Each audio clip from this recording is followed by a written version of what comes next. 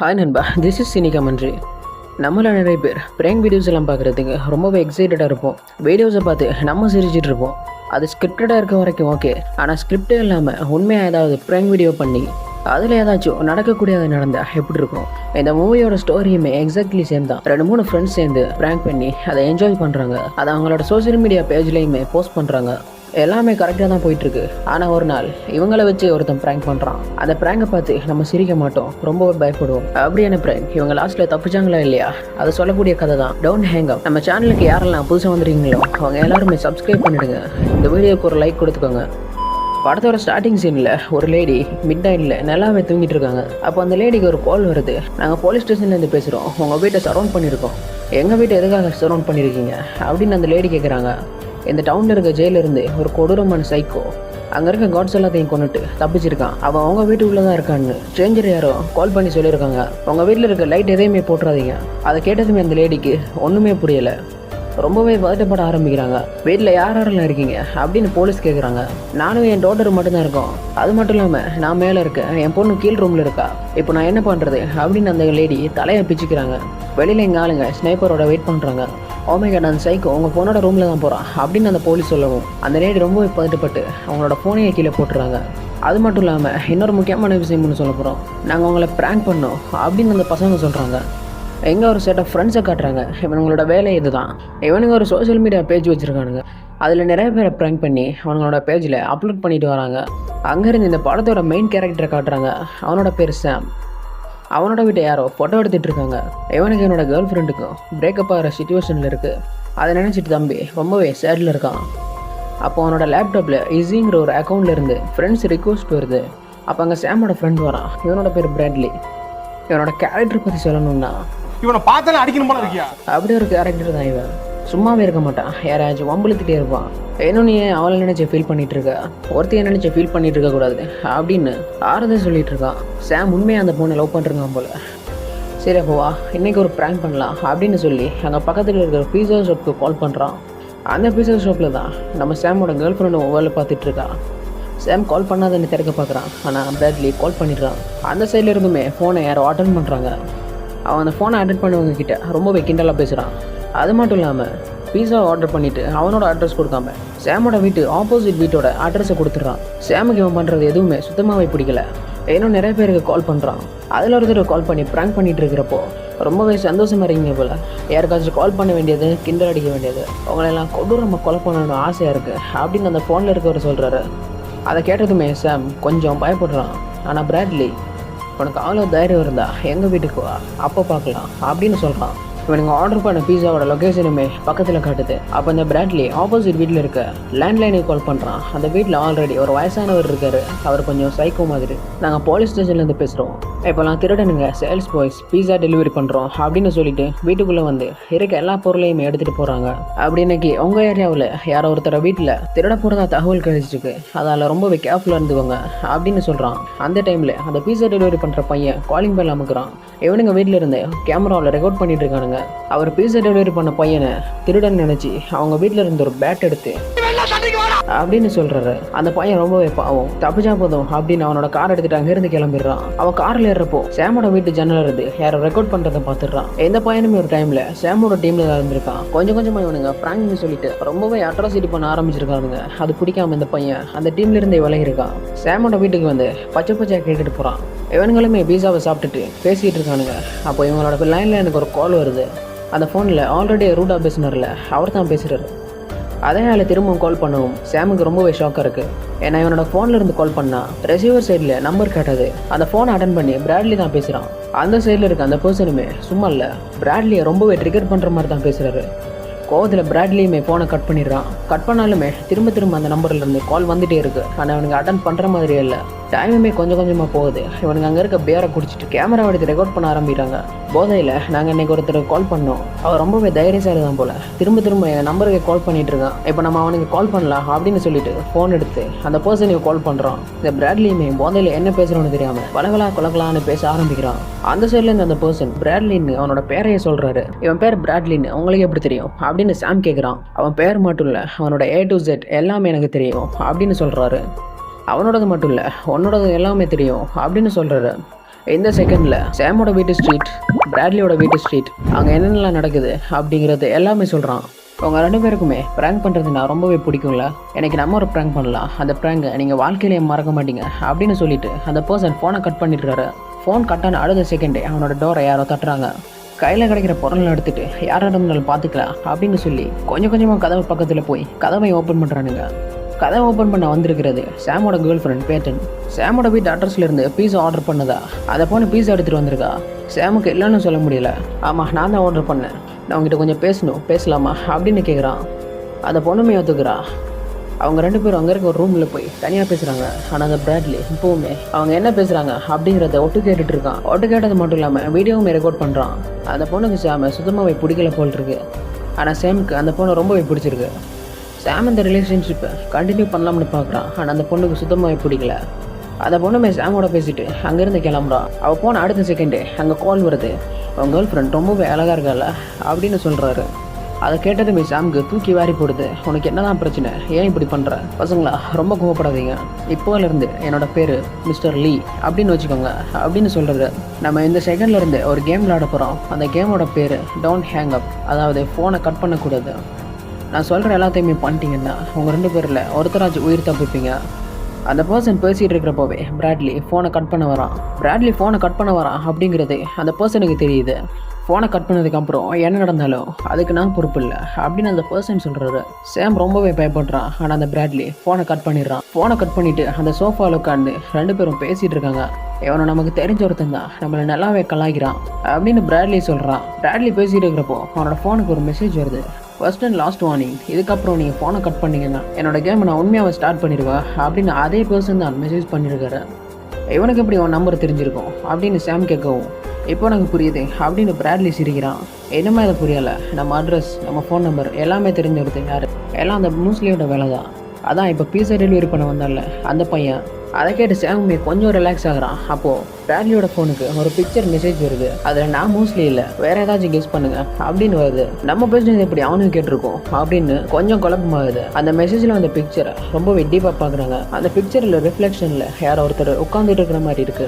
அவங்க திடீர்னு கால் வருது. அதில் அதே பர்சன் தான் திரும்பவுமே பேசுகிறாரு. நான் மோஸ்ட்லி இல்லை அப்படின்னு சொல்லிட்டு பிராட்லியோட ஃபோனுக்கு இன்னொரு ஃபோட்டோ வருது. அதை பார்த்து பிராட்லி ரொம்பவே ஷாக் ஆகுறான். அந்த ஸ்க்ரீனுக்கு பின்னுக்கு இருந்தது வேற யாரும் இல்லை, பிராட்லியோட அம்மாவும் அப்பாவும் தான். யாரா நீ ஏன் இப்படிலாம் பண்ணுற அப்படின்னு ரொம்பவே அசிங்கமாக கேட்குறான். எதுக்கப்புறம் இப்படிலாம் பேசணுன்னா அவங்க அம்மா அப்பாவுக்கு நடக்க போகிறதுக்கு நான் பொறுப்பு இல்லை அப்படின்னு அந்த பர்சன் பேசிகிட்டு இருக்கிறப்போவே சாம் அந்த ஃபோனை கட் பண்ணிடுறான். அவன் தான் ஃபோனை கட் பண்ண வேணும்னு சொன்னல, நீ ஏன் கட் பண்ண அப்படின்னு கேட்கவும், இப்போ நம்ம ஸ்ட்ரைட்டாக போலீஸ் ஸ்டேஷனுக்கு கால் பண்ணலாம். அந்த பிக்சரை வச்சு பார்க்குறப்போ அது உங்கள் வீடு மாதிரி தான் தெரியுது, நம்ம லேட் பண்ணக்கூடாது அப்படின்னு சொல்லிட்டு போலீஸுக்கு கால் பண்ணுறதுக்கு கிளம்புறாங்க. போலீஸ்க்குமே கால் பண்ணுறானுங்க. போலீஸ் அங்கேருந்து பேசுகிறாரு.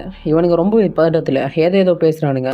நீங்கள் ரொம்பவே பதட்டத்தோட பேசுகிறீங்க, கொஞ்சம் கிளியராக பேசுங்க, அப்போ தான் மிஸ்டர் லீக்கு புரியும் அப்படின்னு அந்த சைடில் இருக்க ஒரு பேசுகிறாரு. அதை கேட்டதுமே ஒன்று மறுபடியுமே தூக்கி வாரி போடுது.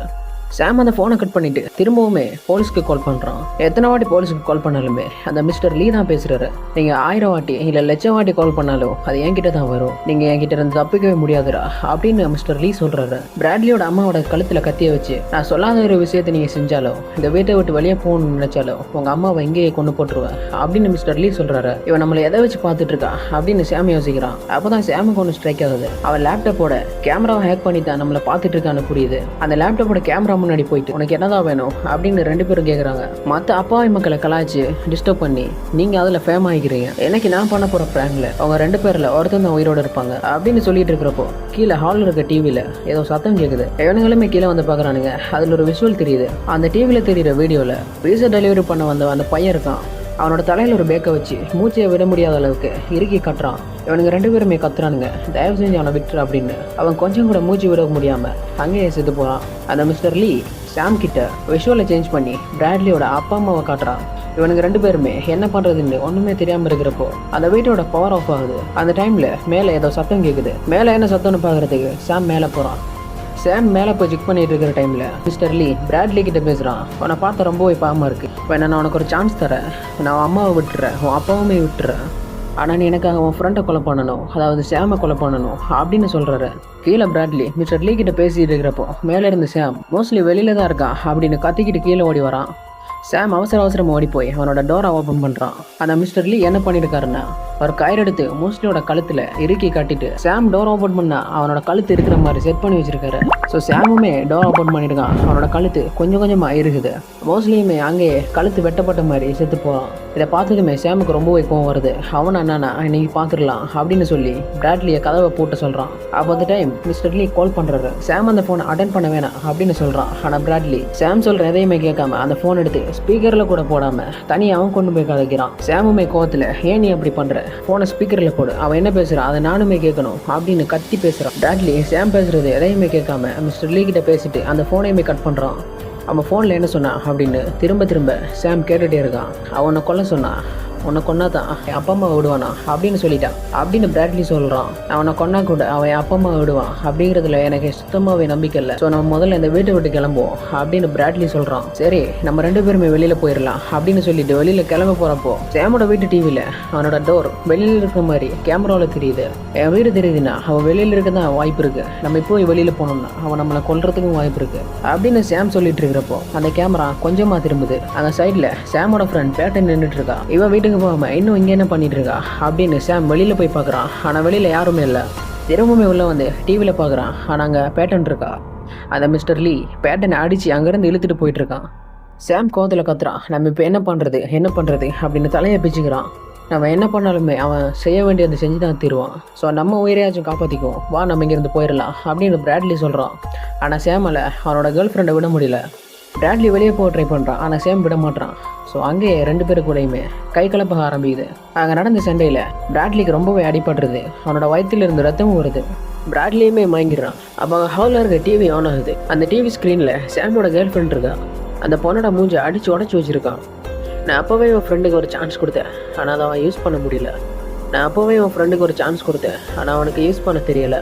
இப்போ அதே மாதிரி உனக்கு ஒரு சான்ஸ் தரேன். உன் கேர்ள் ஃப்ரெண்டையும் விட்டுறேன், உன்னையும் விட்டுறேன். நான் உங்களை விடணும்னா நீ அவனை கொல்லணும். அதுக்கப்புறம் உங்கள் வீட்டு டோர் ஓப்பன் பண்ணிட்டு நீ எங்கே வேணா போகலாம், நான் உன்னை எதுவுமே பண்ண மாட்டேன். உன் கேர்ள் ஃப்ரெண்டையும் விட்டுறேன் அப்படின்னு அந்த சைக்கோ சொல்கிறான். டக்குன்னு சாம் கிச்சன் உள்ள போயிட்டு அங்கே இருக்க ஒரு கத்தி எடுக்கிறான். அப்படியே பிராட்லி பக்கத்தில் வந்து பிராட்லி அங்கே இருக்க தூணில் கட்டி போடுறான். பிராட்லியுமே கொஞ்சம் நேரத்தில் மயக்கம் தெளிஞ்சிருக்கு. நீ இப்போ ஏன் என்னை கட்டி போட்டு வச்சிருக்க, என்னை கொல்ல போறியா அப்படின்னு பிராட்லி கேட்குறான். நான் அவனை கொல்லணும்னா நீ மயக்கத்தில் இருக்கும்போதே கொண்டிருப்பேன். ஆனால் எனக்கு இப்போ அது முக்கியம் இல்லை, அவன் ஏன் இதை பண்ணுறான் அப்படிங்கிறது எனக்கு தெரிஞ்சாகணும் அப்படின்னு சாம் பேசிகிட்டு இருக்கிறப்போ அங்கே இருக்க டிவியில் டிஸ்டர்பிங்கான இமேஜ் எல்லாம் வருது. திடீர்னு வீட்டோட பவருமே கட் ஆகுது. வீட்டோட பவர் கட் ஆனாலுமே அங்கே இருக்க டிவி ஆன் ஆகுது.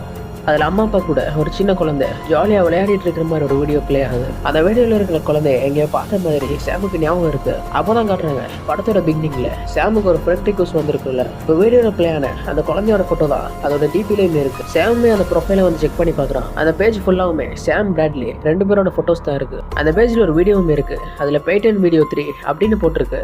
சாம் அந்த வீடியோவை ப்ளே பண்ணுறதுக்கு போகிறான். பிராட்லி சாம் அந்த வீடியோ பார்க்க போகிறான் அப்படின்னு தெரிஞ்சு நீ அந்த வீடியோ பார்க்காத அப்படின்னு கத்துறான். கத்துறது மட்டும் இல்லாமல் ரொம்பவே கோவப்படுறான். இவையா இந்த வீடியோ பார்த்து இப்படி கத்துறான் அப்படின்னு நினச்சிட்டு சாமுமே அந்த வீடியோவை ஓப்பன் பண்ணி பார்க்குறான். அதில் பிராட்லியும் சாமோட கேர்ள் ஃப்ரெண்டும் க்ளோஸாக இருக்கிற மாதிரியா இருக்கு. அதை பார்த்த சாமுக்கு என்ன பண்ணுறது ஒன்றுமே புரியல. சாமுக்கு இந்த வீடியோ பார்த்துட்டுமே ரொம்பவே ட்ரிகர் ஆயிருது. அங்கே கட்டி வச்சிருந்த பிராட்லியை போய் அடின்னு அடிக்கிறான். அவன் வெறி தீர வரைக்கும் அடிச்சுட்டு அந்த டிவி முன்னாடி போய் நின்றுட்டு சாம் ரொம்பவே ஆக்ரோஷமாக கத்துறான். அப்போதான் சாமோட நோட் பண்ணுறான். அந்த வீடியோவில் இருக்க செவத்தில் ஒரு கிளாக் இருக்கு. அந்த கிளாக் காட்டுற டைமும் இப்போ இருக்க டைமும் வேறையா இருக்கு. சாமுக்குமே அதை பார்த்த உடனே புரிஞ்சிருது இது 2 மணி காலத்துக்கு முதல்ல எடுத்த வீடியோன்னு. சாம் அதை கண்டுபிடிச்சிட்டான் அப்படின்னு மிஸ்டர் லீக்கு தெரிஞ்சிருது. தெரிஞ்ச அடுத்த செகண்டே அந்த டிவியுமே ஆஃப் ஆயிருது. அங்கே இருக்க ஃபோனில் இருந்து மிஸ்டர் லீ பேசுகிறாரு. பரவாயில்ல நீ கண்டுபிடிச்சிட்ட, ஆனால் உனக்கு லாஸ்ட்டாக ஒரு சான்ஸ் தரேன். நீ இப்போ அந்த கத்தி எடுத்து அந்த பிராட்லியை கொண்டுடு, நான் உங்கள் எல்லாரையுமே உயிரோட விட்டுறேன் அப்படின்னு சொல்கிறான். சாமுமே அங்கே இருக்க கத்தி எடுக்கிறான். பிராட்லி கிட்ட வரான். ஆனால் பிராட்லியை கொல்லாமல் அவனை கட்டி வச்சுட்டு அந்த கைத்தா இருக்கிறான். நீ என்ன ட்ரை பண்ணுற அப்படிங்கிறது எனக்கு நல்லாவே தெரியுது. நீ சொல்கிற ஏதாவது நான் செய்யணும் அப்படின்னு நீ நினச்சினேன். அவனோட பேரண்ட்ஸையும் என் கேர்ள் ஃப்ரெண்டையும் இப்போ லைவ்ல நான் பார்க்கணும் அப்படின்னு மிஸ்டர் லீ கிட்ட சொல்கிறான். இப்போ அந்த மிஸ்டர் லீ ஒரு ஆடியோவை ப்ளே பண்ணி காட்டுறாரு. அது என்ன ஆடியோ அப்படின்னா இந்த படத்தோட ஸ்டார்டிங்கில் ஃபர்ஸ்ட் டைம் மிஸ்டர் லீ கிட்ட பேசுகிறப்போ மிஸ்டர் லீ சொல்லிப்பார்ல உங்கள் வீட்டில் என்னென்ன நடக்குது அப்படின்னு. அந்த டைம்லேயே பிராட்லியோட அம்மா அப்பாவை அவன் எப்போவோ கொண்டிருக்கான். அவங்க எல்லாரையுமே கொண்டுதான் இவங்க கிட்ட பேசவே ஆரம்பிச்சிருக்கான். இவனுங்க அம்மா அப்பாவை கடத்தி வச்சு தான் மிரட்டுறான் அப்படின்னு நினைச்சிட்டு இருந்திருக்கானுங்க. ஆனால் லீ கொண்டுட்டு தான் பேசவே ஆரம்பிச்சிருக்கான். அதை கேட்ட உடனே பிராட்லி தேம்பி அழ ஆரம்பிக்கிறான். 2 பேரும் அந்த வீட்டில இருந்து வெளியே போக ட்ரை பண்ணுறாங்க. கொஞ்சம் கொஞ்சம் அங்க இருக்க கதவு பக்கத்துல வராங்க. சாம் முதல்ல வெளியில போயிடும். சாம வெளியே அனுப்பிட்டு பிராட்லி அந்த கதவை க்ளோஸ் பண்றான். என்ன பைத்தியக்காரத்தனம் பண்ற அப்படின்னு சாம் வெளியில இருந்து கத்துறான். அம்மா அப்பாவை கொண்ட இவனை என் கையாலேயே சாவடிக்கணும் அப்படின்னு பிராட்லி சொல்றான். சாம் அங்க ஒரு வெள்ளை கலர் வேண்டிங்கிறத நோட் பண்றான். அந்த வேனை ஓபன் பண்ணி பார்த்தா அந்த வேனுள்ள ரொம்பவே காயப்பட்ட நிலையில பேட்டன் இருக்கா. பேட்டனை சாம் பார்த்ததுமே அவளை ஓடி போய் கட்டி பிடிச்சிக்கிறான். பிராட்லி உள்ள லீயை தேடிட்டு அப்படியே வெளியில வந்து பாக்குறான். வெளியில இருக்க ஊஞ்சல்ல அந்த மோஸ்ட்லியோட பாடி இருக்கு. வெளியில இருக்க பாடி மோஸ்ட்லியோடதுன்னா அப்ப உள்ள இருக்கிறது யாரு அப்படின்னு பாக்குறப்போ உள்ள காட்டுறாங்க. மோஸ்ட்லியோட பாடி எடுத்து வெளியில வச்சுட்டு அந்த லீ தான் டெட் பாடி போல நடிச்சிட்டு உள்ளே இருந்திருக்கான். அந்த டைம்ல சாமுமே பிராட்லியை காப்பாற்றணும் அப்படின்னு பேட்டன் கிட்ட சொல்லிட்டு வீட்டுக்கு உள்ள போறான். அந்த டைம்ல சரியா அந்த லீவுமே வெளியில வந்துடுறாரு. அந்த லீ முகத்துல மாஸ்க் போட்டிருக்காரு. இப்போ அங்கே சாமுக்கும் லீக்கும் சண்டை வருது. ரெண்டு பேருமே அங்கே அடிச்சுக்க ஆரம்பிக்கிறாங்க. அந்த லீயோட கையில கத்தி இருக்கு. அந்த லீயோட கையில இருக்க கத்தி எடுத்து சாம் அவரே குத்திடுறான். எப்படி ஒரு வழியா இவனை கொண்டுட்டோம் அப்படின்னு பெருமூச்சு விட்டுறான். அப்போ அவனோட கையில ஒரு டேட்டு இருக்கு. அந்த டேட்டுவை சாமுமே நோட் பண்றான். இந்த டேட்டு பிராட்லியோட கையில இருக்க டேட்டு வச்சு அப்படின்னு அந்த ஃபேஸ்ல இருக்க மாஸ்கையுமே கலட்டி பாக்குறான். ஆஸ் யூஸ்வல் அது பிராட்லியே தான். மோஸ்ட்லியோட பாடியை பிராட்லி வெளியில பாக்குறப்பவே அந்த சைக்கோ பிராட்லியை பிடிச்சிட்டான். பிராட்லி அடிச்சு அரை மயக்கத்துல வச்சு அவனோட கெட்டப்ப பிராட்லிக்கு போட்டு விட்டு கையில கத்தியோடையுமே வெளியில அனுப்பி பிராட்லியுமே அரை மயக்கத்துல என்ன பண்றோம் அப்படின்னு தெரியாம சாமோட சண்டை போட்டிருக்கான். அண்ட் ஃபைனலி சாமுமே அது அந்த சைக்கோன்னு நினைச்சிட்டு பிராட்லியை கத்தியால குத்திருக்கான். அப்போதான் அந்த சைக்கோ மிஸ்டர் லீயை காட்டுறாங்க. அவங்க ஒரு பிளாஷ்பேக் காட்டுறாங்க. படத்தோட ஸ்டார்டிங்ல இவனுங்க ஒரு லேடியை போலீஸ்னு சொல்லி பேக் பண்ணிருப்பாங்கல்ல. அப்போ அங்க என்ன ஆயிருக்கும் அப்படின்னா அவங்க வீட்டுல ஒரு கன் இருந்திருக்கு போல. அந்த கன் எடுத்துட்டு உண்மையாவே இந்த வீட்டுல ஒரு சைக்கோ வந்துட்டான் அப்படின்னு நினைச்சிட்டு அந்த கன் எடுத்துட்டு வெளியில ரொம்பவே பதட்டத்தோட வந்திருக்காங்க. அவங்க யாரோ வார சத்தம் கேட்டு ரொம்பவே பதட்டத்துல இருந்தவங்க அதை யாருன்னு கூட பார்க்காம இருட்டுல அந்த பர்சனை சுட்டுருக்காங்க. அதுக்கப்புறம் தான் அந்த ஆள் யாருன்னு போய் பார்க்குறப்பதான் தெரியுது அவங்க சுட்டது அவங்களோட சின்ன பொண்ணு தான். அந்த பொண்ணுமே ஸ்பாட்லேயே செத்து போயிருக்கா. ரொம்பவே கதறி அழ ஆரம்பிக்கிறாங்க. அந்த வழி தாங்க முடியாம அவங்களே சுட்டுருக்காங்க. இப்போ நீங்க கேட்கலாம், அவங்க ஃபோன் பேசுறப்போவே நாங்கள் உங்களை ப்ராக் பண்ணோம் அப்படின்னு சொன்னாங்களே அப்படின்னு.